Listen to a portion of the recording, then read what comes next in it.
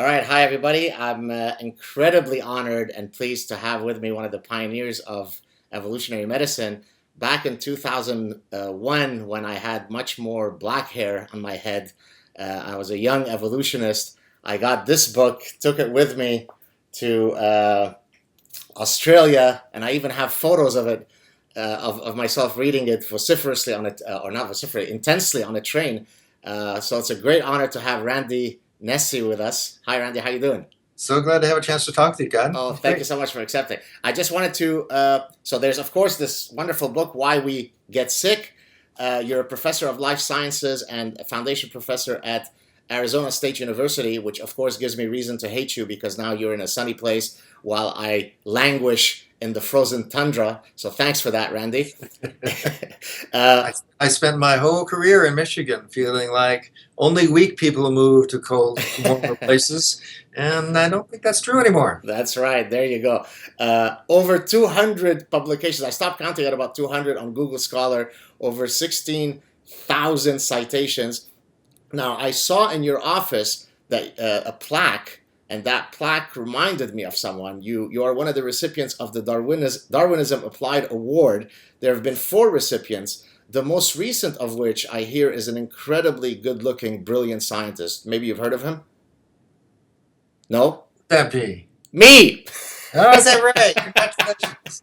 Congratulations. Well, to be in the same camp as you is an honor enough. So there you go. I think one of the most exciting things happening in evolutionary approaches to human life is those of us who are trying to take it and apply it in various specific professions and practical areas. Yeah, exactly. I'm glad to be in your company. Well, thank you. You're very kind. So maybe you want to tell us first about your move. I know that you were very much entrenched at the University of Michigan as sort of one of the main evolutionists. What led you to move to ASU? And maybe you could talk about your new center. So Michigan was just wonderful for me for my entire career. People kept inviting me, move here, move there, but Michigan was great. I had wonderful colleagues. Some of the best evolutionary biologists in the world were there developing things, and that led me to get to know Bill Hamilton and Dick Alexander and all kinds of wonderful people.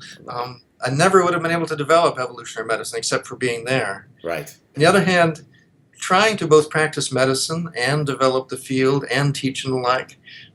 It was hard there, and this Arizona State University is remarkable in that we have our president, Michael Crow, who wants to support whatever is going to be the next big thing.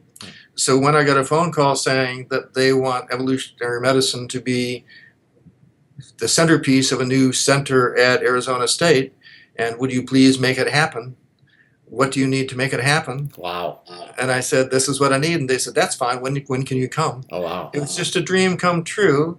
And here I am with some wonderful colleagues getting going to actually make that happen. So it's just been thrilling being here at Arizona State. Do you interact at all with some of the folks in psychology like Doug Kenrick and some of the other evolutionary psychologists there?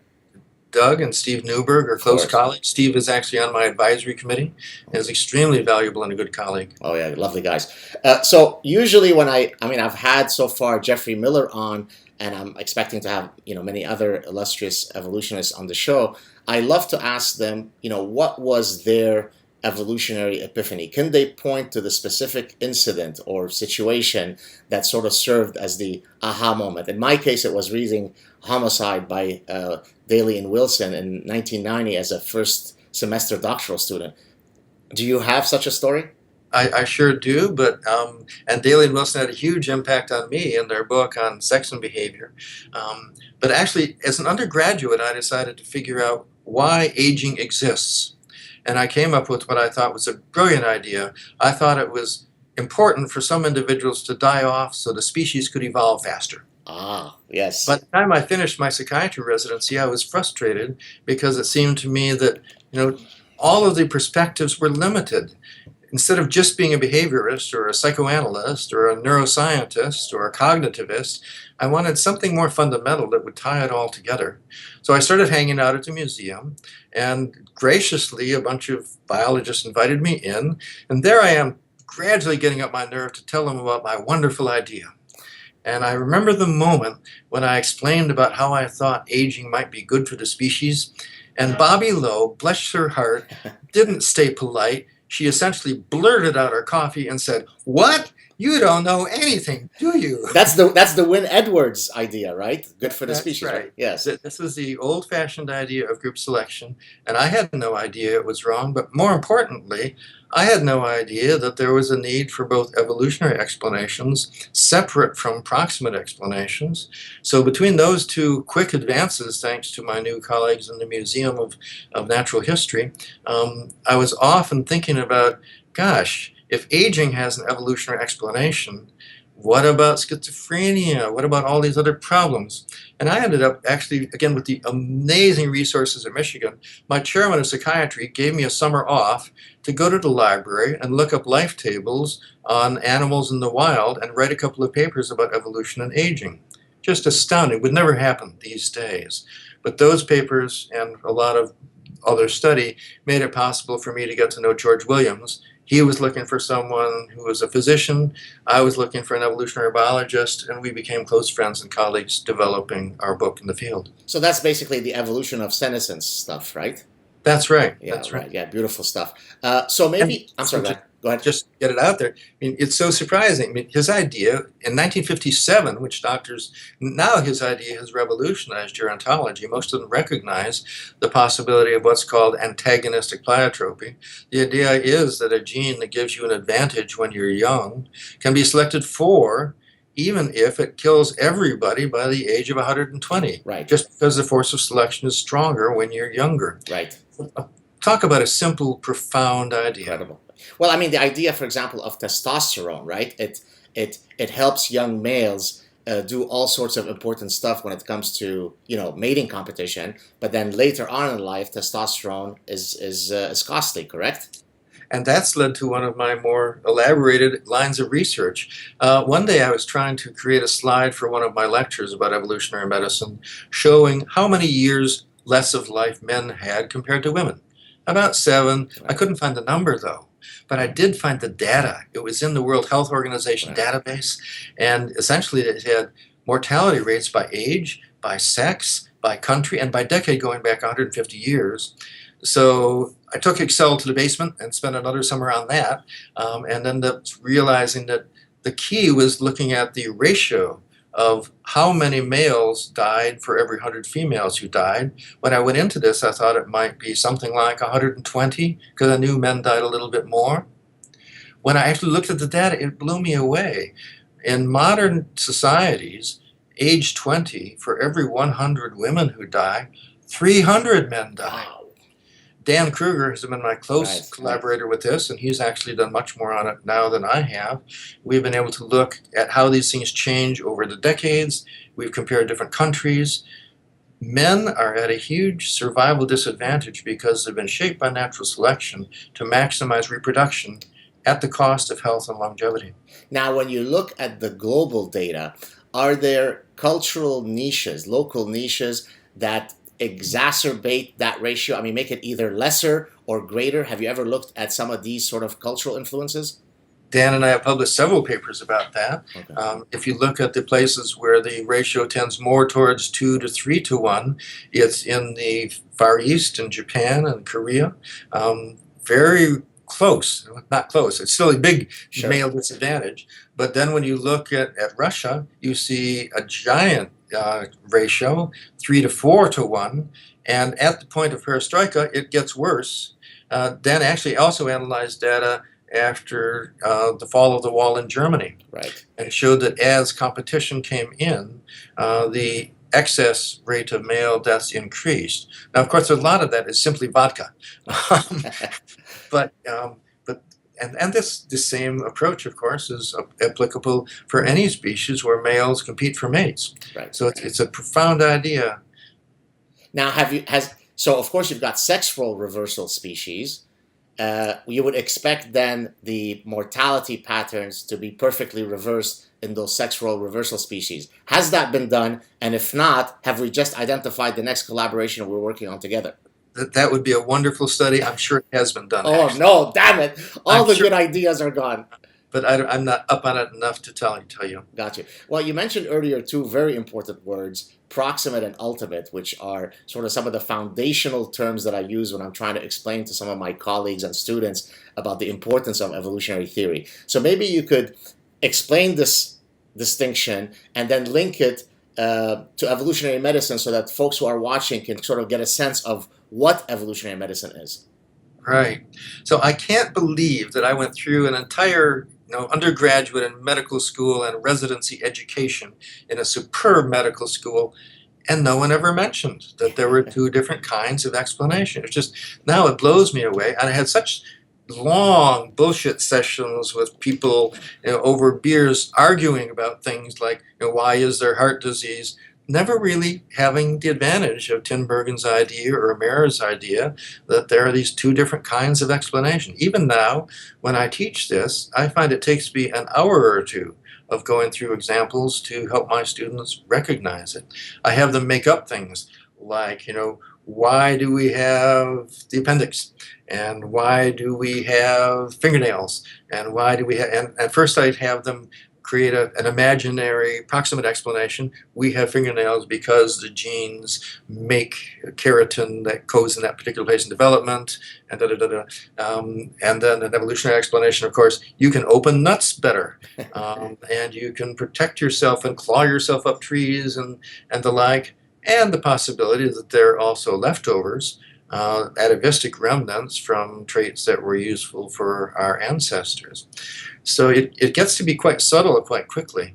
But once people get the idea that everything needs both an evolutionary and a proximate explanation, whole new worlds open up, especially in my field of psychiatry, where the whole field of mood research has been going on, trying to figure out what's wrong with the brains of people who have depression, without the foundation of understanding why the capacity for mood exists at all. Yeah. Some people think that's for cocktail party chatter. Excuse me, it's the most fundamental missing piece to understanding this terrible disease. Right. So can you give an example? I mean, I guess the one that I love to use is, we mentioned offline before we got on, the pregnancy sickness, originally with Prophet and then other people who've tested it. You could either discuss this one or maybe some other ones just so that people can really understand the distinction, the epistemological distinction between these two layers of explanations and why both are so needed whenever you're explaining anything involving biological agents. My favorite one is so simple. It's why do we have eyebrows? Okay. And we can both wiggle our eyebrows as we talk a little bit there. Of course, hairs grow in different places on our faces, and you and I have proper male faces with our beards. High testosterone. That must be that, right? Or lack of conventional morae, obedience. But exactly why we have eyebrows, certainly there are genes that have influence in causing follicle growth and hair at those spots just above the eye. Is that a sufficient explanation? It's a sufficient proximate explanation, but what are the advantages, if any, of having eyebrows? And I really try to get my students to look at all the possibilities. One might be is that there hasn't been any advantage for 100,000 years and that they are leftovers from other kinds of ancestors. Another is that they're useful for signaling. What do you think about that? Another is that they prevent sweat from dripping into your eyes, interfering with your vision. And then my students, about that point, are always saying, oh, yeah, this is all just so stories. I was going to talk about that, exactly. Ask them if any of them have ever been thespians, because many thespians have their eyebrows shaved and put in artificial eyebrows with eyebrow liner and the like. But the difficulty of that is when you're under the lights on stage, the sweat drips right into your eyes, causing stinging. And so it's a big trade-off for thespians about whether they're going to shave their eyebrows and use more attractive eyebrows and have sweat in their eyes, or have natural eyebrows, which interestingly have the hairs oriented in an exact way to catch the sweat and take it just around the edges. Right, beautiful. But I'm glad you mentioned the just so storytelling, because of course, as you're doing this exercise with your students and they're generating all these alternate stories, someone who's a detractor of evolutionary theorizing will use that as an example of You see, look, you could just sit around the dinner table and come up with all sorts of BS stories. And that, of all the sort of the comments that detractors make, that's maybe the one that irks me the most, because I try to argue, well, or not try, I do argue that if anything, usually evolutionary theorizing creates these nomological networks of cumulative evidence that places the evidentiary threshold to be much higher than the fields of the detractors, right? So how ironic it is that they are arguing this when in reality we are doing the exact opposite of what they're accusing us of. So I'm kind of with you on that, and kind of not. Okay. For many years, I was very resentful about Gould and Lewontin and their attempt to take down the whole Right. field of trying to understand why traits are the way they are. But as I've been teaching evolutionary medicine, I've gradually become surprisingly more sympathetic to their point of view. And they really did set science back, I think, by a decade at least, and it has made a good recovery. But it's true, I think for good evolutionary reasons, that most people have a tendency to make up stories about function and to believe them and to incorporate all new evidence into those stories. And so I got so tired of that in my students. And my status on this is every single trait needs to be tested individually. All generalizations about it's all just so stories or it's all adaptive is not science. Let's lay out all the options and then try to figure out how to assess which ones are right and which ones can be shown wrong. So I got so frustrated with this that finally I wrote a paper called 10 Questions to Ask if you are considering a hypothesis about evolution in medicine. And that paper is designed for students and everyone else actually to help us avoid the most common mistakes. Right. And I find it helps. I should write a new copy again because even with that, it doesn't quite help people get to just how hard it is to frame the question and hypothesis correctly. And it doesn't help people as much as I would like to recognize that there are 6 or 8 different ways of testing these hypotheses, not just 1 or 2. I think we have the most interesting area where science is advancing fastest, and I think evolutionary medicine is very, very difficult. Many of the problems are conceptual and logical and need help from philosophers as well as simply more data. Right. And we're getting there, though. But I guess while it is easy to generate a lot of just so stories, once an explanations enter into sort of the pantheon of the tree of knowledge, that adaptive explanation typically has gone through a very rigorous set of evidentiary thresholds. And that's what I mean when I say these nomological networks of cumulative evidence. And so I use a couple of these examples, both when I'm explaining, say, to students, but also in some of my writings. So I'll give you one quick example.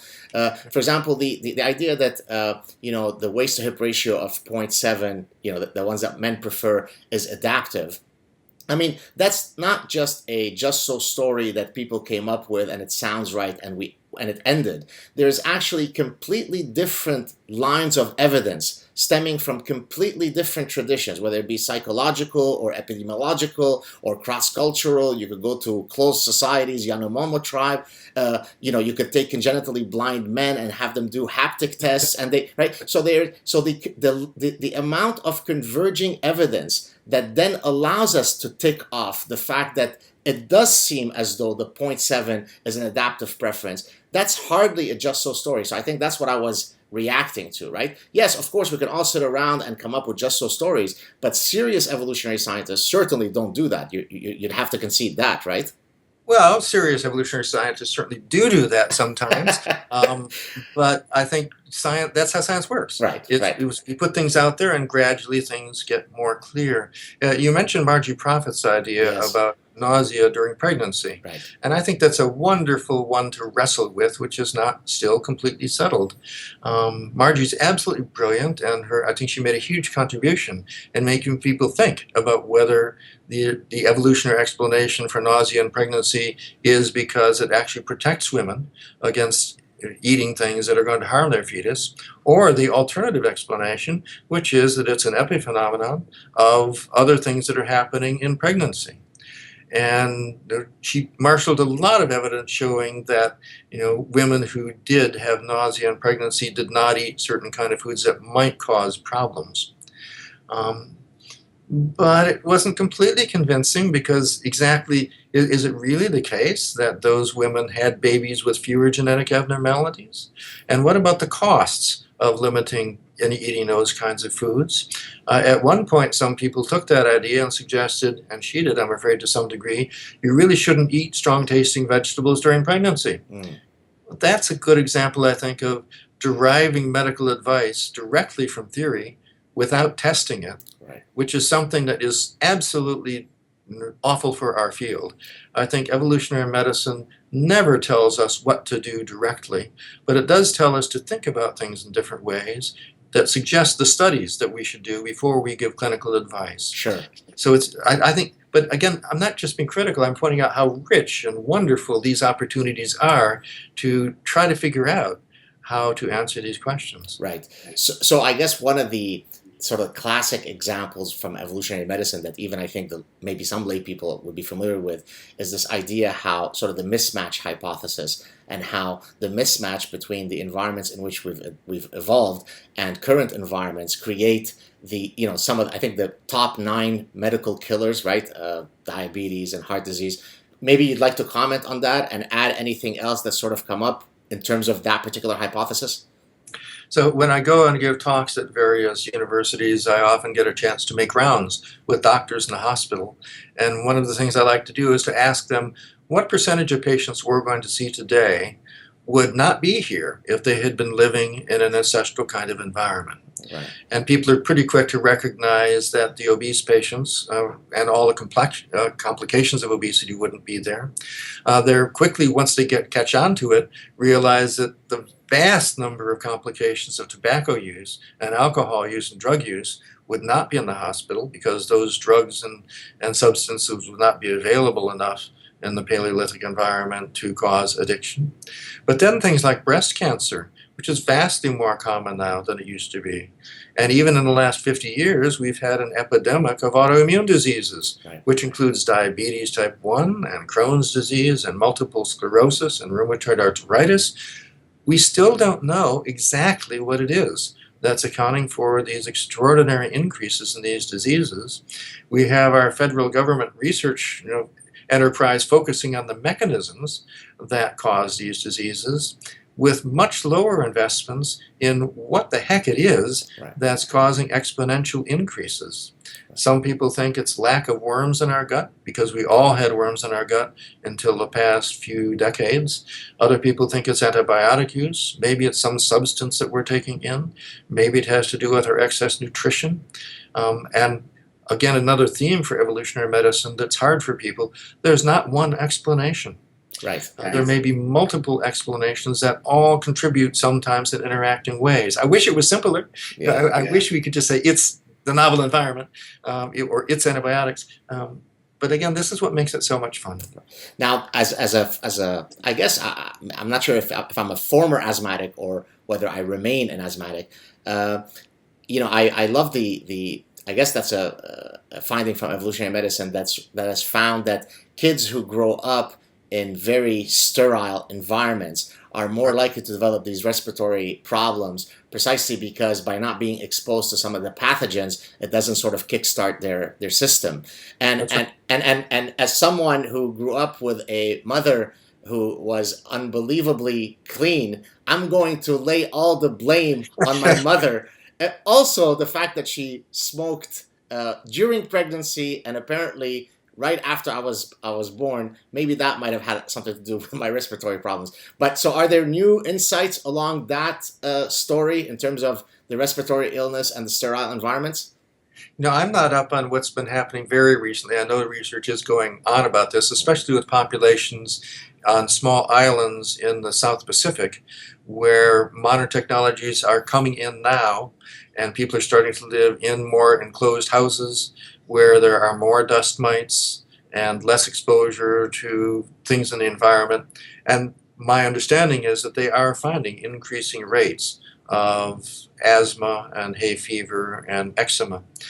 But I'm not up on that. That is something he's a specialist. Got it. Well, as someone who loves animals and who has pets, we have Belgian Shepherds. I like the idea that kids who grow up with pets are less likely to develop these respiratory problems because it serves as a justification for people to hopefully adopt these pets that need homes. Living with dogs helps protect your kids, and living with a cow in the basement, as people did in some That's areas right. of Europe, protects you even more. Right.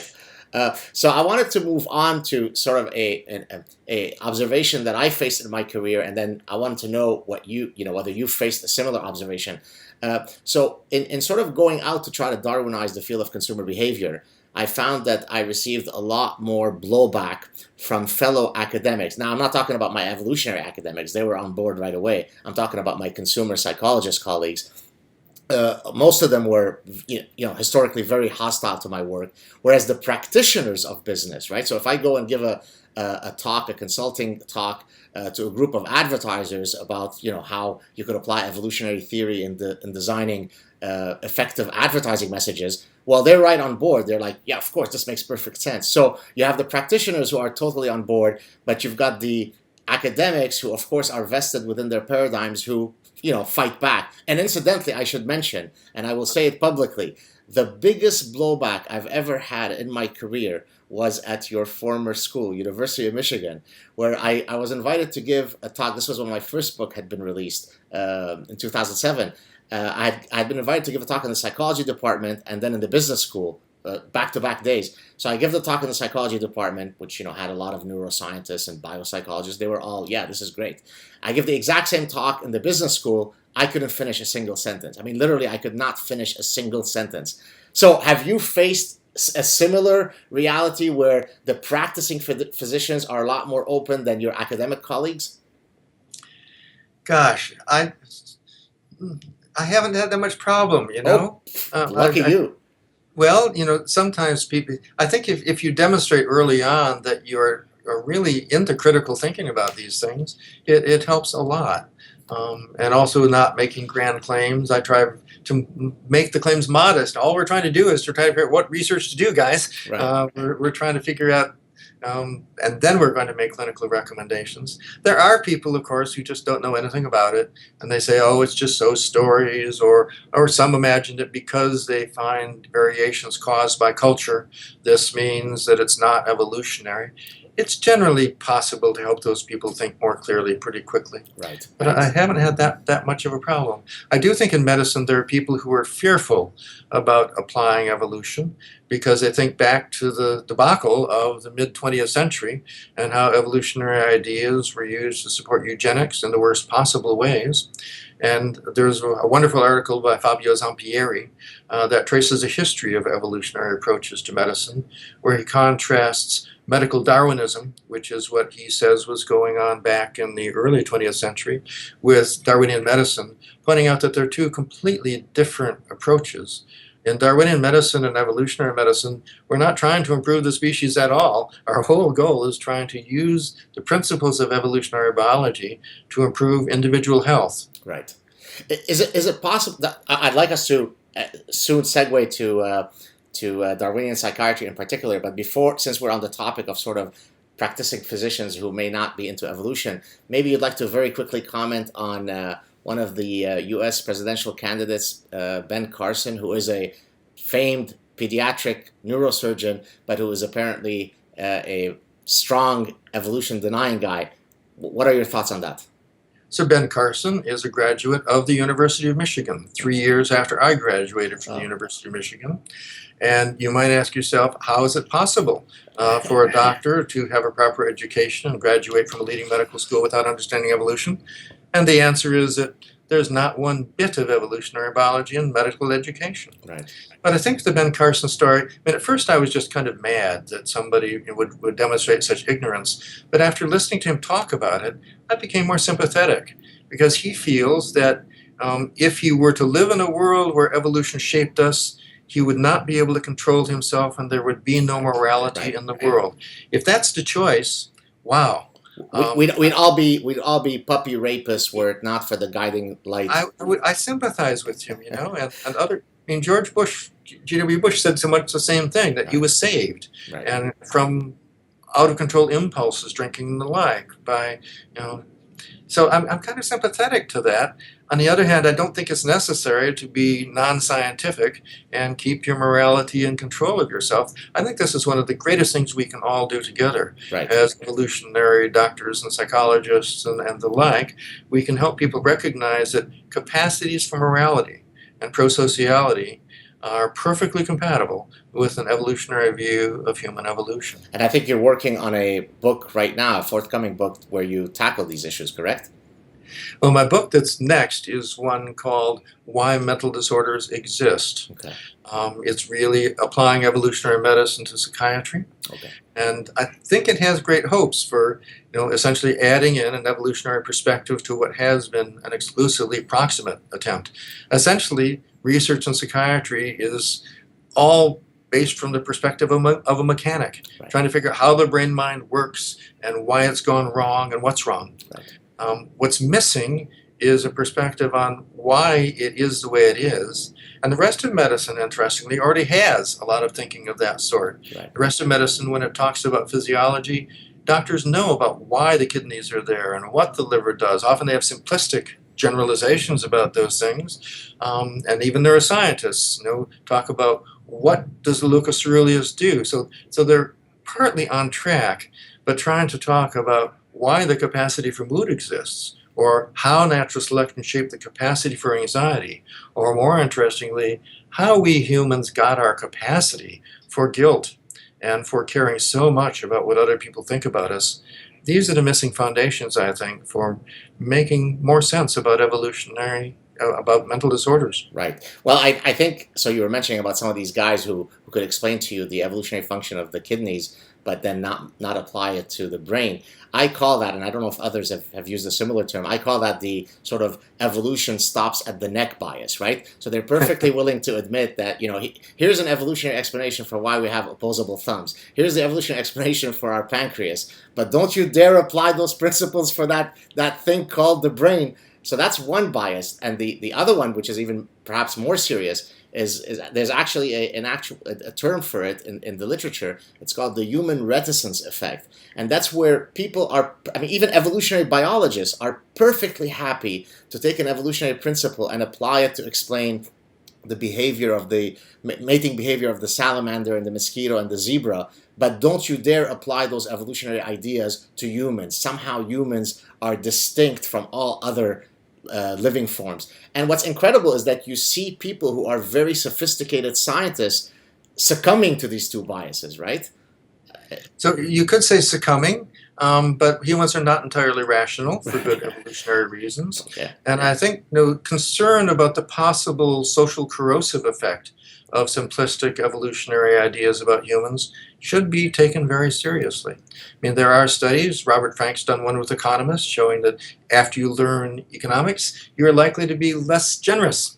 Right. And I think Cosmides and Tooby had a student who was working on a project trying to look at whether students who took a course in evolution and behavior might in fact become more skeptical about the capacity for people for real friendship and generosity. Interesting. So I think these are very serious things, and they've disturbed me greatly, actually. Right. And George Williams and I talked for not just hours but days about his conviction that morality was not possible, or if it does exist, it's simply an accident.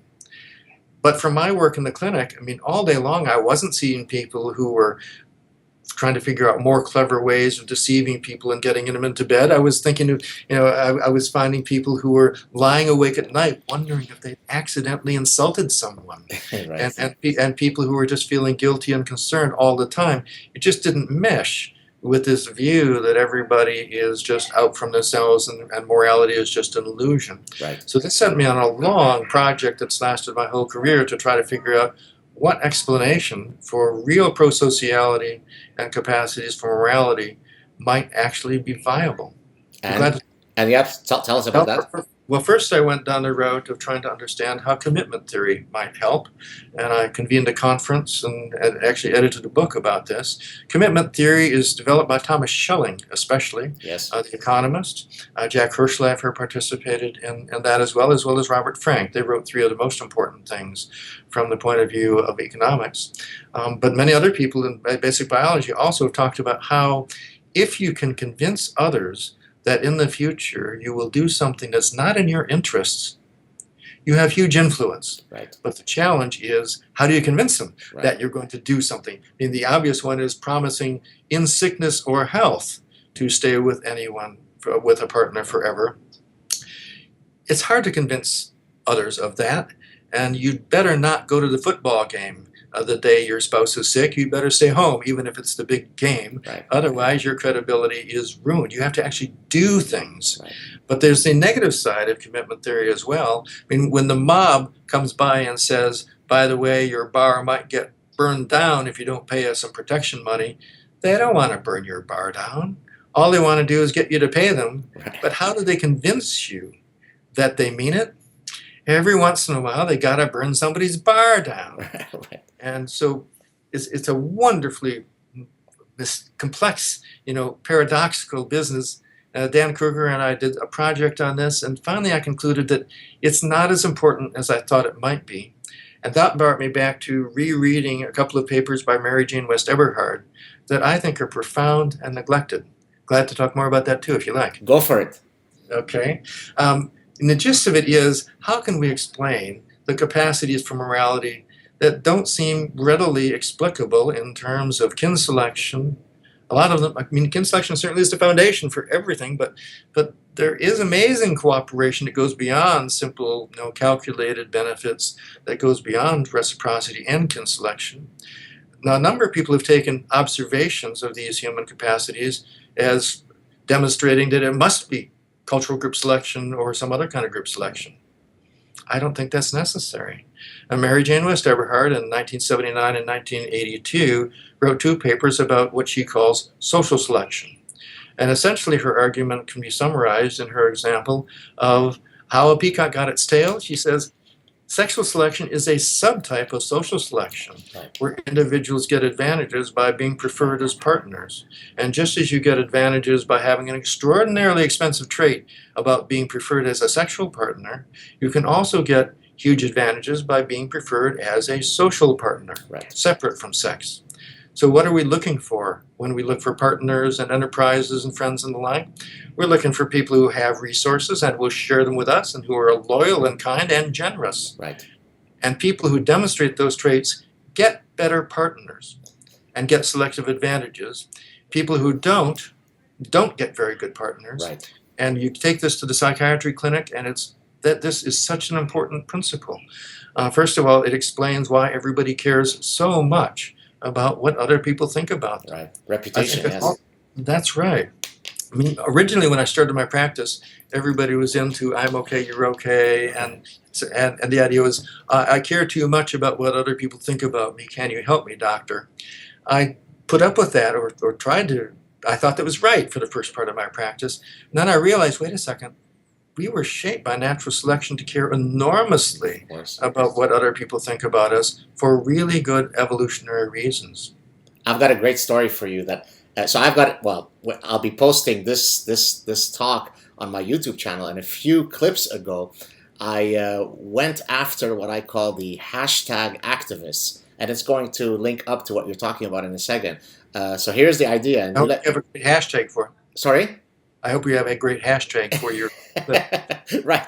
So hashtag activism is the idea that, when after the Paris terrorist attack happens, je suis Charlie, bring our girls home, hashtag, right? Or you put as your image, Facebook image, you put the flag of France, right? So I argued that that's a form of virtue signaling, but it actually fails because here I use the principle of Zahavi, right? I argued that for the signal to be valuable and to discriminate the bullshitters from the truly virtuous people, it has to be costly, right?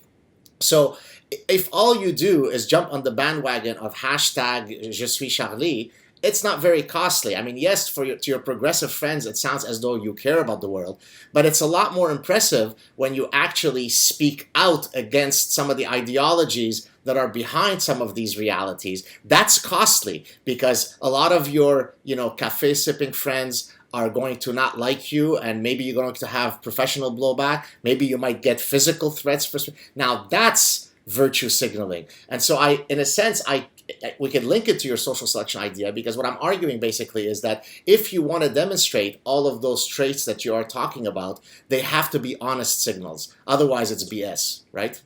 That's right. And a lot of people who have commented about the papers I've written about social selection and the origins of culture by saying, well, what about deception? Right. And the answer is, yeah, deception is big. It's everywhere. Right. But there are also all these clues that this has been going on for a long time. We don't make friends instantly. Right. As we're trying to figure out whether we're friends with somebody, it takes not just weeks or months, it takes years. And it especially happens when we start to trust people because we and they have both done important, expensive, thoughtful, empathic things for each other. Right. And some people haven't had that experience in life.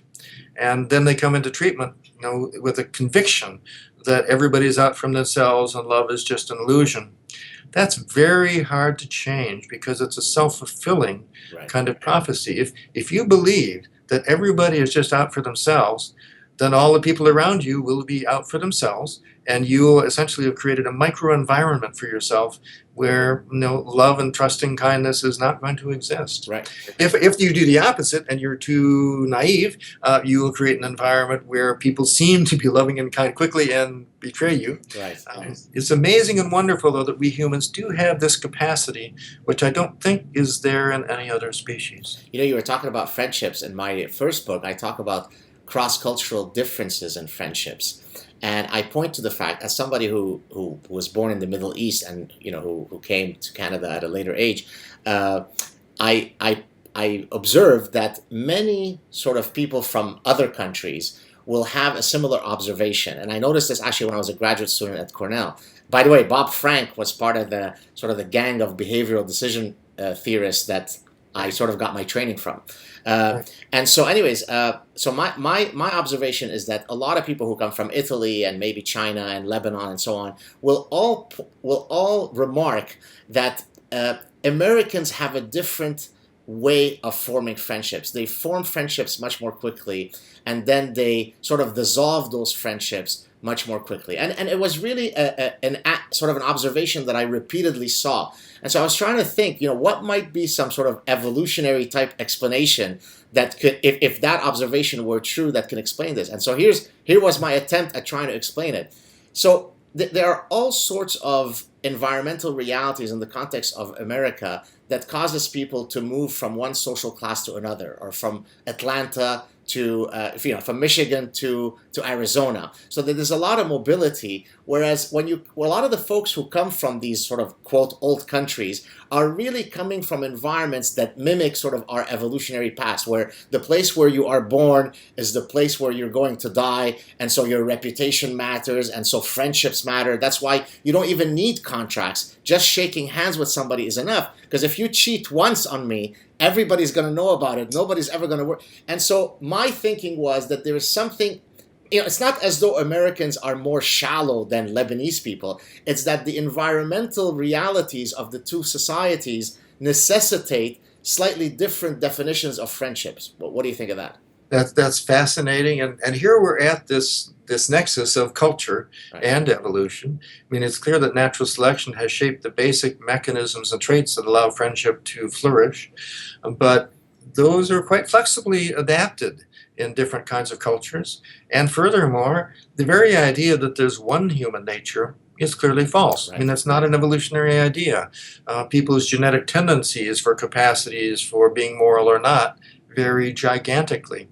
So here we have variation on a genetic level and variation in cultural levels, and people adapting or getting maladapted in these different things. What an interesting area for research. Oh, cool. Well, by the way, what you're talking about is exactly what behavioral ecologists do. I mean, I know you know this, but this is for the viewing pleasure, for the pleasure of our viewing audience, which exactly addresses the fact that no, it's not true that evolutionists, or evolutionary psychologists at least, are only interested in human universals.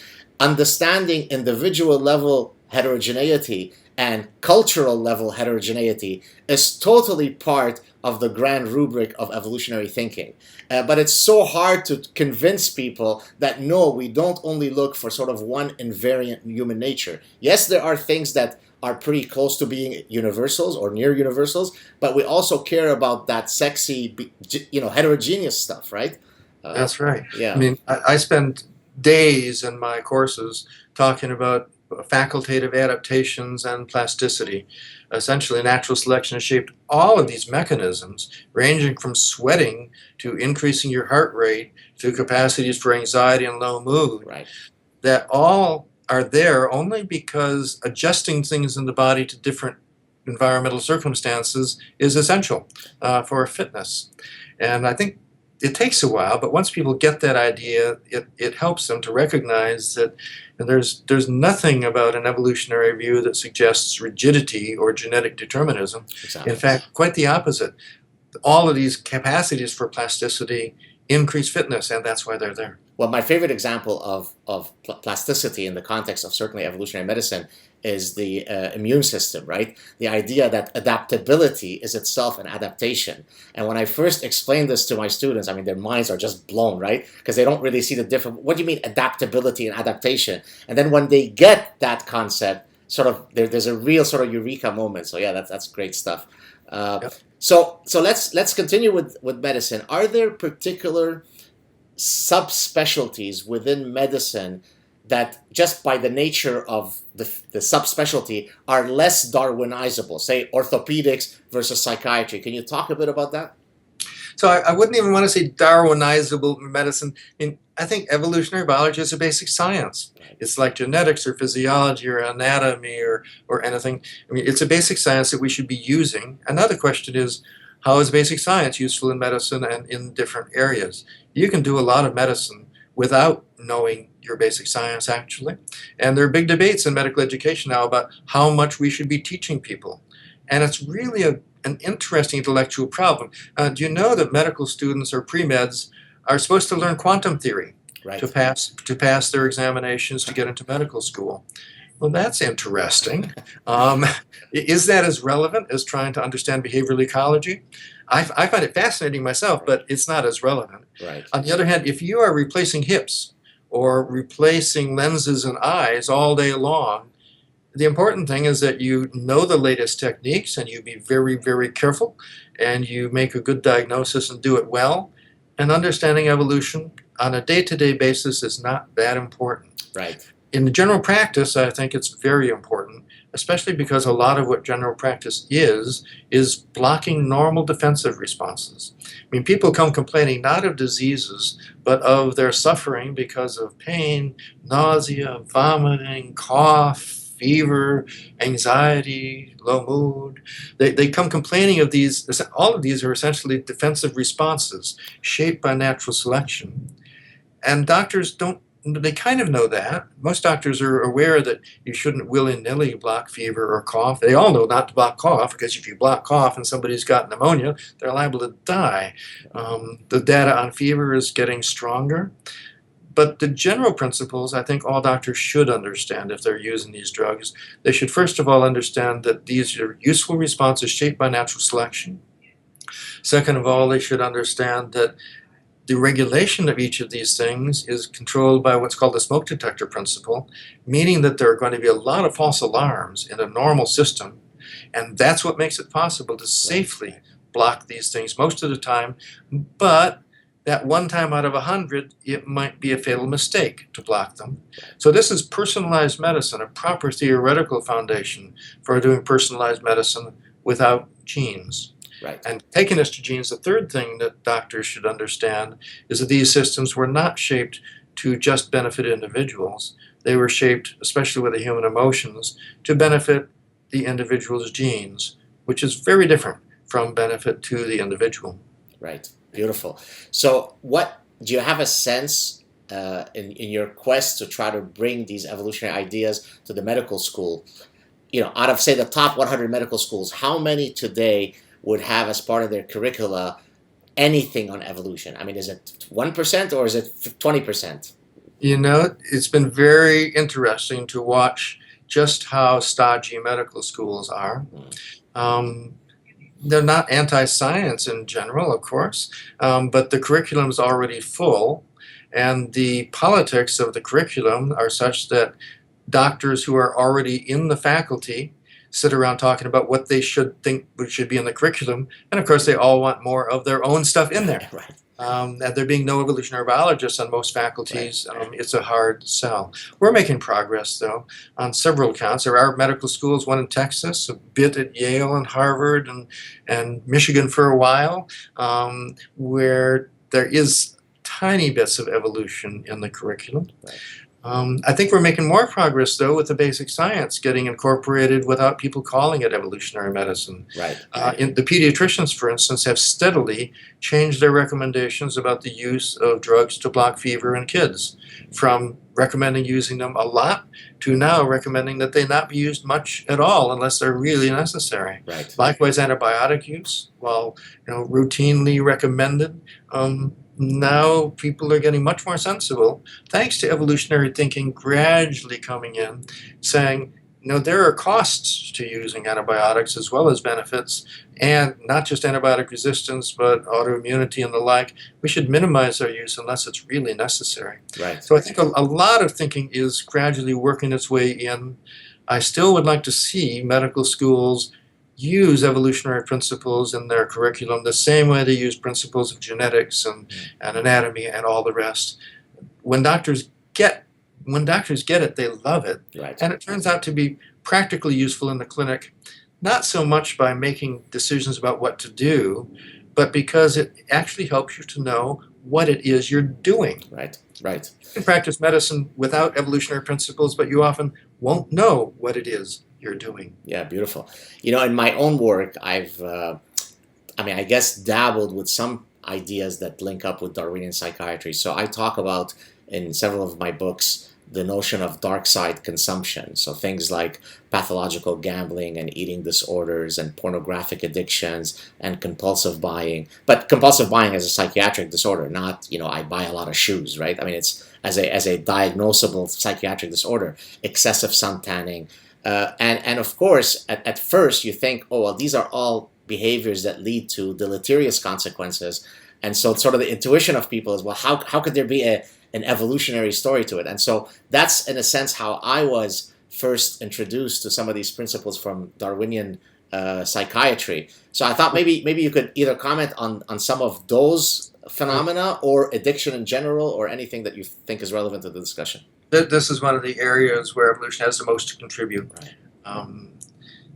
Well, first of all, Darwinian psychiatry, should there be such a thing? Should there be a special kind of psychiatry that's Darwinian? No, all psychiatry should incorporate evolutionary principles along with neuroscience and psychodynamic principles and learning principles.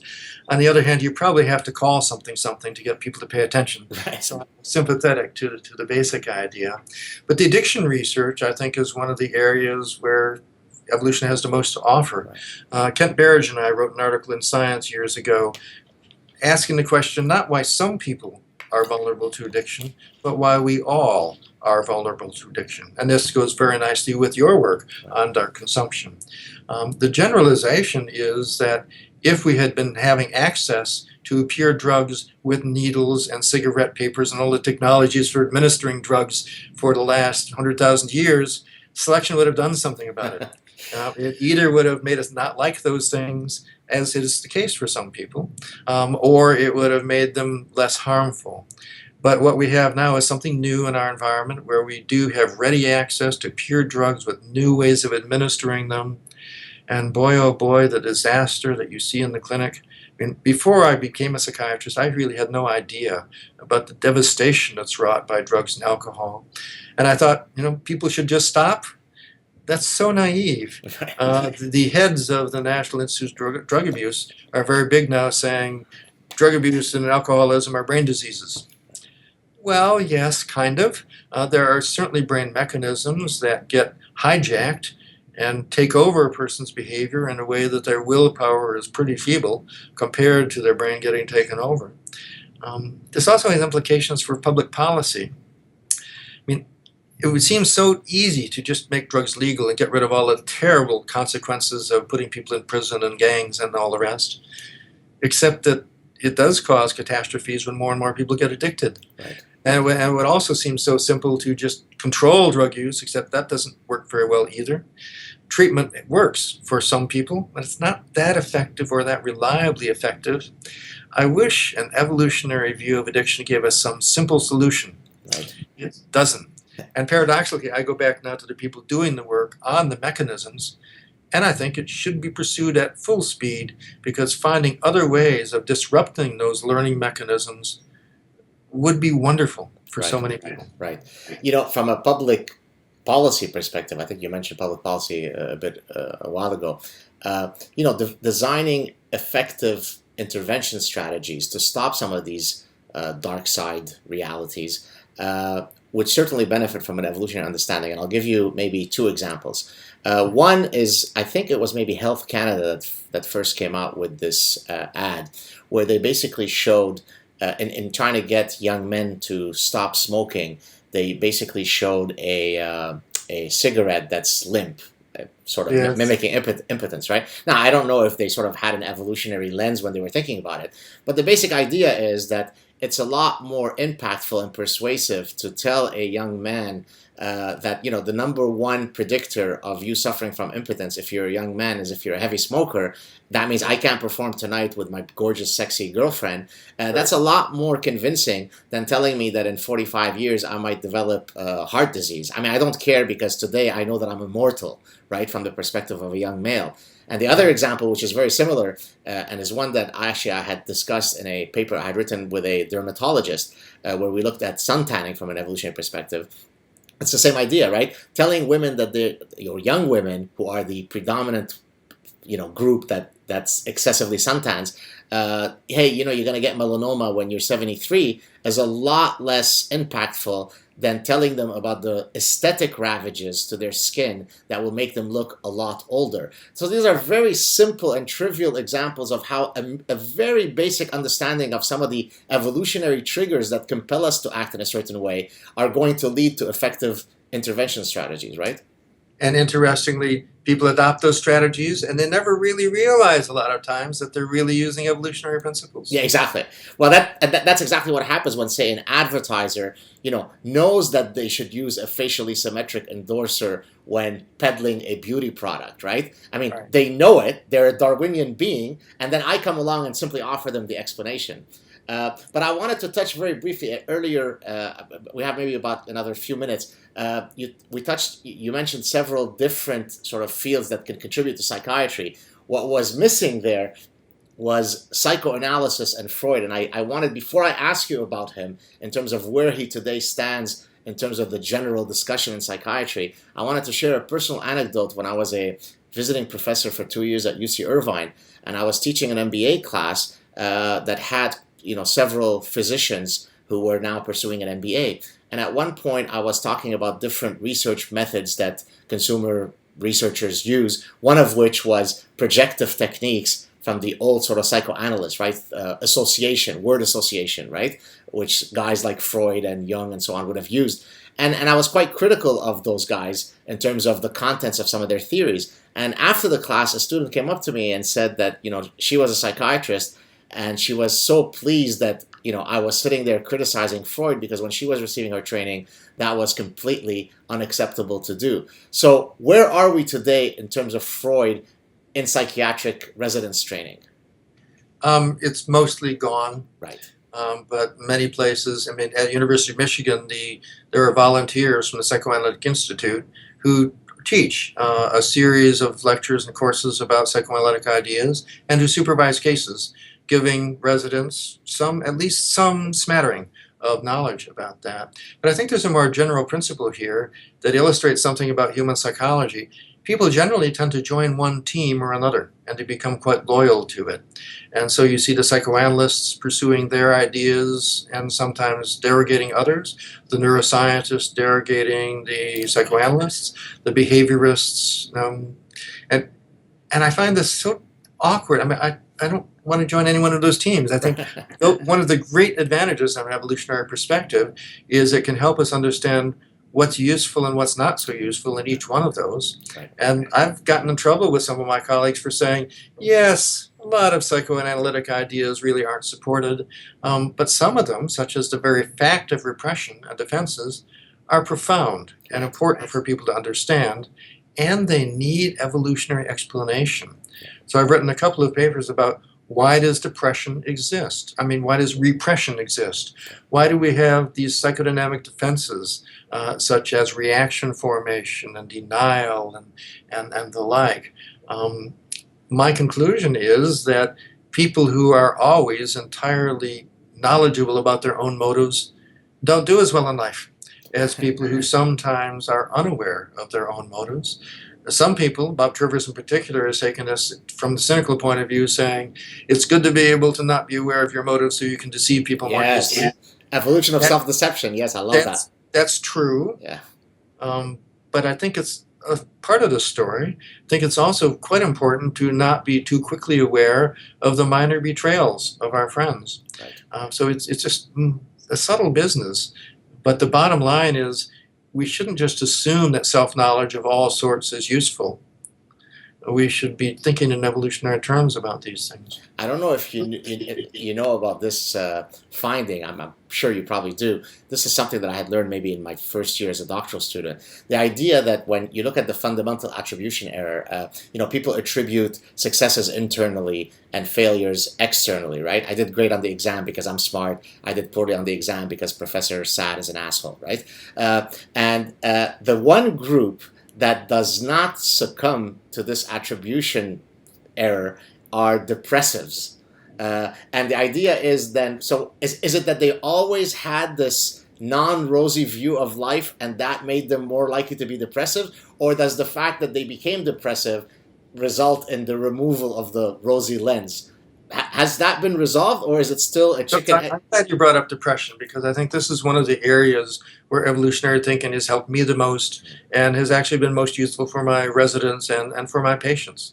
The first half of my career, I basically assumed that bad moods were bad things and should be eliminated as quickly as possible. But then I started thinking about it and realizing that there's some reason why low mood exists and why it feels so bad. And I gradually found my way to the work of Eric Klinger, who back in the 70s laid it all out quite nicely, that it's very useful for organisms of all sorts that are pursuing unreachable goals to lose interest and disengage from those goals and do something else. Right. And then I started asking my patients a different question. I started asking, is there something really important you're trying to do in life that you're just not succeeding at, but you don't see any way of giving up? And over again, that question led me to what was causing their depression. I'm trying to, publish my book of poetry, but I'm stuck driving a taxi for the 7 years and I can't get it published. I'm trying to get my spouse to have sex with me. I'm trying to get my spouse to stop drinking. I'm trying to get my kid off drugs. It's very sad stories often, but previously I was just encouraging people to pursue things. I think a terrible mistake to make is to say, oh, why don't you just quit? That is so unthoughtful. What's needed is to say, oh, let's talk about why you feel so committed to doing something that you're not succeeding at, and what other things in life you could be doing. Right. And my residents tell me this is a single thing they learned from evolutionary psychiatry, there I'm going to say it, that helps them the most.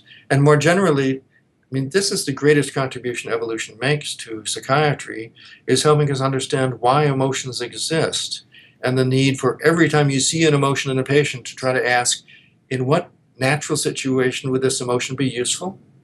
And is it useful here? And is it excessive here?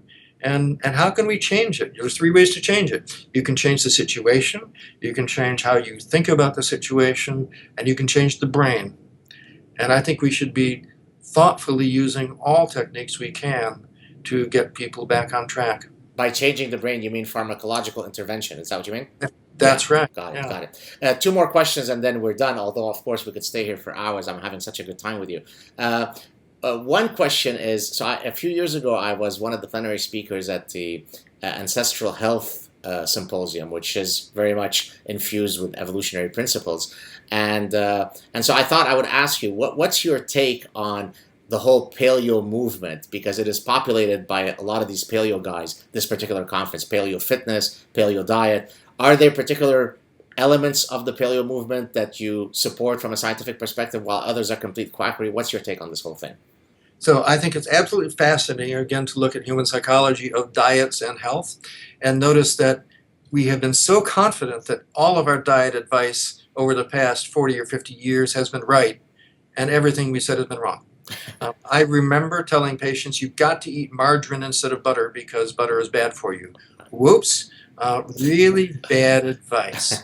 I remember telling women that they really must take estrogens to prevent heart disease. Whoops. Bad epidemiological studies were the foundation for that advice.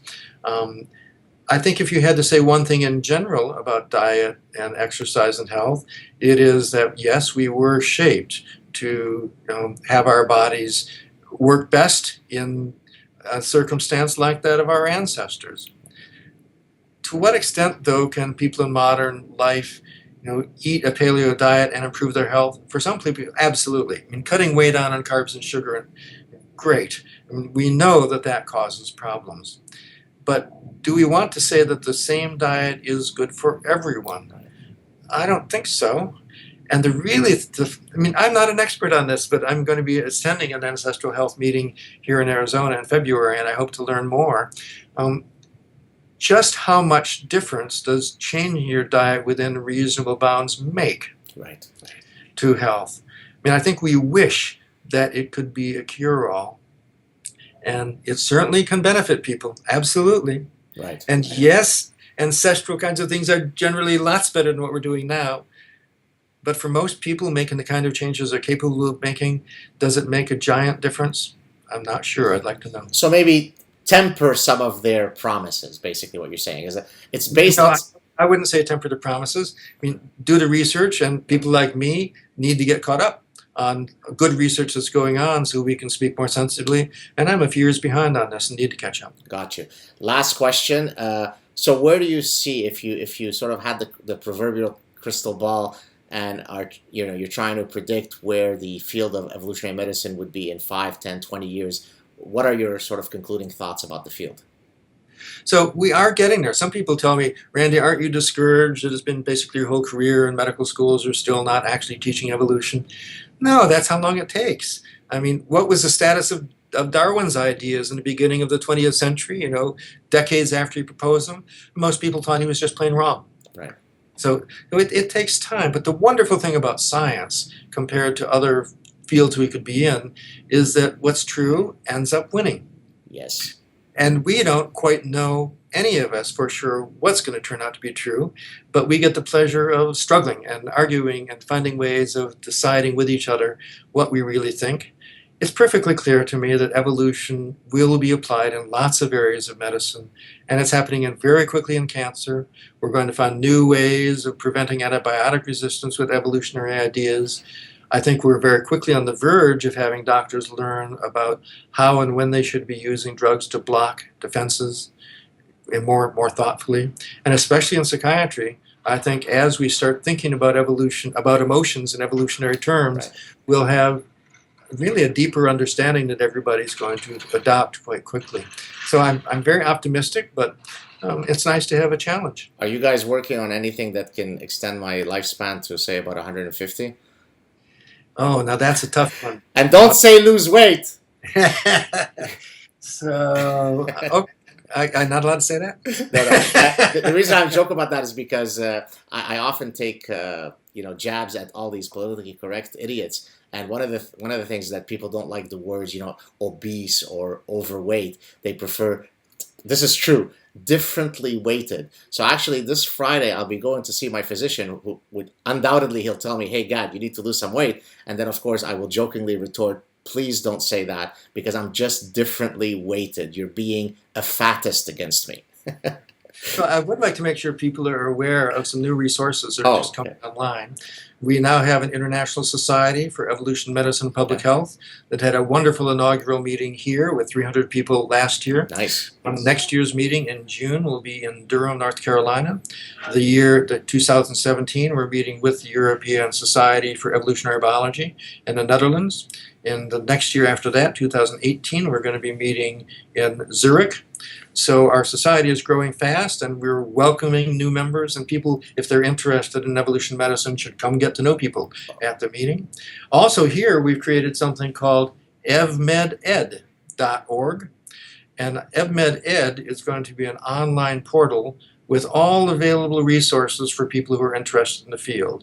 So there's one box where you can go to get an introduction to the field, another one where you can find the latest on the microbiome, another where you can go to find out interesting things about cancer, and best of all, lots and lots of short and long video clips. So doctors on rounds who want to talk about, is it wise to use drugs to block fever and pneumonia, can click and see an authoritative 4 or 5 minute video to show to other people on rounds on their smartphone. So this has been the missing resource. A lot of good new books are coming out, textbooks in evolution medicine, but we're trying to make an open access resource that'll be a world repository for authoritative things. I think this will lead medical schools to see how they can put things in, and will lead lots of students to get interested. Wow, fantastic, fantastic stuff, exciting. Hey, Randy, thank you so much. So much, really enjoyable talk. Stay with me. I'm just going to stop the thing and then we'll wrap it up. Thank you, Randy.